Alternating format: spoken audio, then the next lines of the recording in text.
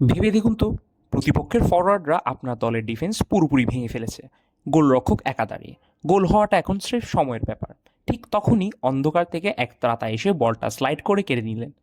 কোনো নির্দিষ্ট পজিশন ছাড়াই মাঠে ঘুরে বেড়ানো এই ফুটবলে ভুতুড়ে চরিত্রটিকে বলা হতো সুইপার। ইতালিয়ান ফুটবল একে বলা হয় লিবেরো, অর্থ মুক্ত মানুষ। সুইপাররা আসলেই মুক্ত। ট্রেডিশনাল ডিফেন্ডারদের মতো তাদের কোনো নির্দিষ্ট স্ট্রাইকারকে মার্ক করতেন না। ডিফেন্স লাইনের ঠিক পেছনে এবং গোলকিপারের সামনে মুক্তভাবে ঘুরে বেড়ানোই ছিল তাদের কাজ। সুইপার নামের পেছনে কারণটাও সহজ। ডিফেন্সের ফাঁক গোলে বেরিয়ে আসা যে কোনো বল বা বিপদকে ঝাড়ু দিয়ে সাফ করে দেওয়াই ছিল তাদের মূল দায়িত্ব।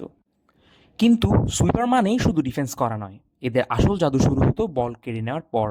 একজন দক্ষ সুইপার ডিফেন্স থেকে বল কেড়ে নিয়ে নিজেই আক্রমণে উঠে যেতেন, মাঝ মাঠে পাস দিতেন, এমনকি দূরপাল্লার শটে গোলও করতেন। অর্থাৎ তারা একাধারে ছিলেন ডিফেন্সের শেষ দেয়াল এবং আক্রমণের প্রথম চাবিকাঠি। এই পজিশনটাকে বিশ্ব ফুটবলে অমর করে গেছেন জার্মানি কিংবদন্তি ফ্রান্স বেকেনবাওয়ার। তার রাজকীয় স্টাইল আর মাঠ নিয়ন্ত্রণের ক্ষমতার কারণে তাকে বলা হতো ডার কাইজার বা সম্রাট। পরবর্তীতে ইতালির ফ্রাঙ্কো বারেজি এই পজিশনে অনন্য রাজত্ব করেছিলেন। আধুনিক অফসাইড ট্র্যাপ আর হাই প্রেসিং ফুটবলের কারণে প্রথাগত সুইপার পজিশনটি আজ হয়তো বিলুপ্ত, কিন্তু এই পজিশনটি হারিয়ে যায়নি, বরং বিবর্তিত হয়ে জন্ম দিয়েছে আজকের যুগের সুইপার কিপারদের, যার সবচেয়ে বড় উদাহরণ ম্যানুয়েল নয়ার। পজিশনটা বদলেছে ঠিকই, কিন্তু ফুটবলে লাস্ট ম্যান স্ট্যান্ডিংয়ের রোমাঞ্চটা আজও একই রয়ে গেছে। ভিডিওটা ভালো লাগলে শেয়ার করতে ভুলবেন না।